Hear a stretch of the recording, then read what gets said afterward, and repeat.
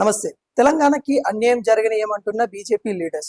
తెలంగాణకి ఏ విధంగా అన్యాయం జరుగుతా ఉంది? వాళ్ళు ఎందుకంటా ఉన్నారో తెలుసుకుందాం.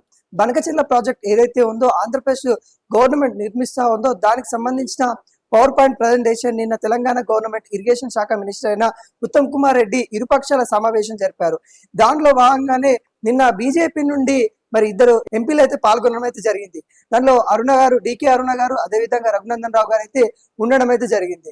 ఏదైతే బనకచెర్ల ప్రాజెక్టు వల్ల తెలంగాణకి అన్యాయం జరుగుతుంది, తెలంగాణ సంబంధించిన వాటర్స్ ఎక్కువ మరి ఏపీకి తరలించే ప్రణాళిక నడుస్తా ఉంది, దీనివల్ల తెలంగాణ నష్టపోతుందని ఏదైతే బీఆర్ఎస్ ఆరోపిస్తా ఉందో దాని మీద కూడా కొంత కాంగ్రెస్ అలర్ట్ అయిందన్న కూడా చెప్పుకోవచ్చు. దానిలో భాగంగానే నిన్న ఇరుపక్ష సమావేశాలు అయితే నిర్వహించడం అయితే జరిగింది. దానికి సంబంధించిన దాంట్లో కూడా బీజేపీ లీడర్స్ కూడా సానుకూలంగా మాట్లాడినట్టు కూడా తెలుస్తా ఉంది. కేంద్ర గవర్నమెంట్ మీద ఒత్తిడి తీసుకొని వస్తాము, ఖచ్చితంగా మనకు తెలంగాణ జరిగే ఏదైతే అన్యాయం ఉందో ఆ అన్యాయాన్ని కేంద్ర గవర్నమెంట్ లో అడుగుతామన్నట్టు కూడా వీళ్ళైతే వ్యక్తం చేయడం అయితే జరిగింది.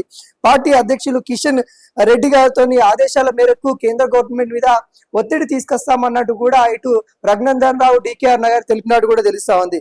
ఈ పవర్ పాయింట్ ప్రెజెంటేషన్ లో ముఖ్యంగా బీజేపీ ఎంపీలు ఏవైతే వీళ్ళు పాల్గొన్నారో వాళ్ళు సానుకూలంగా మాట్లాడడము, ఏదైతే ఈ బనకచెర్ల ప్రాజెక్ట్ ఏదైతే ఉందో దాని మీద కేంద్ర గవర్నమెంట్ మీద ఒత్తిడి తీసుకొస్తామని చెప్పడం కూడా శుభసూచకం అన్నట్టు కూడా కొంత వ్యక్తం చేస్తా ఉన్నారు. అంటే ఇప్పుడున్న కేంద్ర గవర్నమెంట్ లో ఇప్పటికే తెలంగాణ నుండి ఇద్దరు మంత్రులు అయితే ఉన్నారు కేంద్రంలో, వారి నుండి కూడా చర్చించిన తర్వాత మరి బనకచెర్ల ప్రాజెక్టు ఏ విధమైన తెలంగాణకి అన్యాయం జరుగుతా ఉందనే విషయాలపైన మేము మాట్లాడతాం, కేంద్రంలో కూడా మాట్లాడతాం అన్నట్టు కూడా తెలుస్తా ఉంది.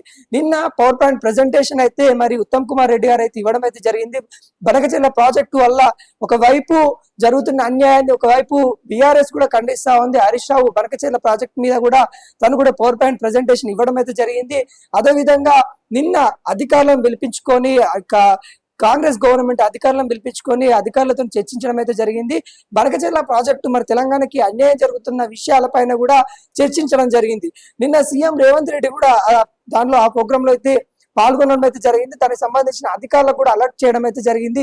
ఏదైతే తెలంగాణ సంబంధించిన నీళ్లు ఏదైతే ఉన్నాయో ఆ నిధులను తరలించుకోవాలని వెళ్తా ఉన్న ప్లాన్ ఏదైతే ఉందో ఒక స్వీట్ వార్నింగ్ కూడా మరి రేవంత్ రెడ్డి చంద్రబాబు నాయుడుకి ఇచ్చినట్టు కూడా కనబడతా ఉంది. దాంట్లో భాగంగా మనకు చాలా విషయాలు అయితే వ్యక్తం అవుతా ఉన్నాయి. అంటే ఈ అన్ని పరిణామాలు కూడా కేంద్ర గవర్నమెంట్ మీద ఒత్తిడి తీసుకొని రావాలి అన్నట్టు కూడా తెలుస్తా ఉంది. ఒకవైపు బీజేపీ కూడా మరి రాష్ట్ర గవర్నమెంట్ మీద ఒత్తిడి తీసుకురావడానికి చూస్తా ఉంది. ఏదైతే స్థానిక ఎలక్షన్స్ ఏవైతే ఉంటాయో వాటిలో రిజర్వేషన్స్ కల్పించాలి అనే దాని విషయంలో కూడా బీజేపీ అలర్ట్ అవుతున్న తరుణం అయితే కనబడతా ఉంది. ఈ అన్ని తరుణాల్లో ఏదైతే ఈ బనకచెర్ల ప్రాజెక్ట్ ఏదైతే ఉందో ఒక వివాదాస్పదంగా మారిపోతా ఉంది. ఇరు రాష్ట్రాలు ఏదైతే ఇప్పటికే నీళ్లు నిధులు నియామకాలను ఏర్పడిన తెలంగాణ దాదాపుగా 11 సంవత్సరాల నుండి 12 సంవత్సరాలకు కూడా అడుగుపెట్టిన తరుణంలో కూడా ఇంకా మళ్ళీ నీళ్ల కాడ వివాదం రాబోతా ఉన్నాయి. ఇరు రాష్ట్రాల నుండి మరి అధికారులను పిలిపించి ఇది ఏదైతే బనకచెర్ల ప్రాజెక్ట్ ఉందో ఆ విషయాల మీద కేంద్ర గవర్నమెంట్ నుండి కూడా చర్చించాలనే నినాదాలు భారీ స్థాయిలో అయితే వినబడతా ఉన్నాయి. ఇప్పటికి కూడా ఇరు రాష్ట్రాలు కూడా ఒకవైపు ఆంధ్రప్రదేశ్ రాష్ట్రానికి ఇప్పుడు సీఎం గా ఉన్న చంద్రబాబు నాయుడుకి అయితే తెలంగాణ ఇరుపక్షాల నుండి వ్యతిరేకత అయితే వెళ్తా ఉంది. తెలంగాణ సంబంధించి ఇటు బీజేపీ కూడా కొంతవరకు అయితే స్పందిస్తా ఉంది. మేము కేంద్రంలో మాట్లాడతాము, కేంద్ర గవర్నమెంట్ తో కూడా మేము తెలంగాణకి ఎటువంటి అన్యాయం జరగకుండా చూస్తామన్నట్టు కూడా డికే అరుణ గారు, రఘునందన్ రావు అయితే వ్యక్తం చేస్తా ఉన్న పరిస్థితి కనబడతా ఉంది.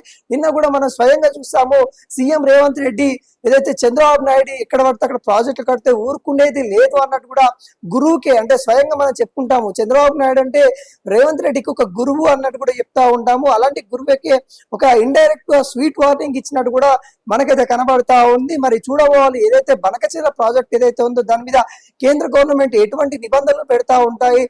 ఇప్పటికే కొన్ని నిబంధనలు అయితే ఉన్నాయి, వాటిని ఉల్లంఘించి మరి ఆంధ్రప్రదేశ్ పెద్దలు చంద్రబాబు నాయుడు అయితే ఇప్పుడైతే అక్కడ బనకచెర్ల ప్రాజెక్టు కట్టడానికి నిర్ణయించుకున్నాడు. దానికి సంబంధించిన ప్లాన్ కూడా ఆయన అయితే తీసుకురావడం అయితే జరిగింది. అది అన్యాయం అన్నట్టు కూడా నిబంధనలను తొక్కుతున్నారు, నిబంధనలను కాలరాస్తూ ప్రాజెక్టులు కడతా ఉన్నారు ఏపీ గవర్నమెంట్ అన్నట్టు కూడా ఇరుపక్ష సమావేశంలో ప్రతి ఒక్క లీడర్ కూడా చెప్పిన పరిస్థితి కనబడతా ఉంది. మరి చూడబోవాలి కేంద్ర గవర్నమెంట్ ఎటువంటి స్పందించబోతా ఉంది.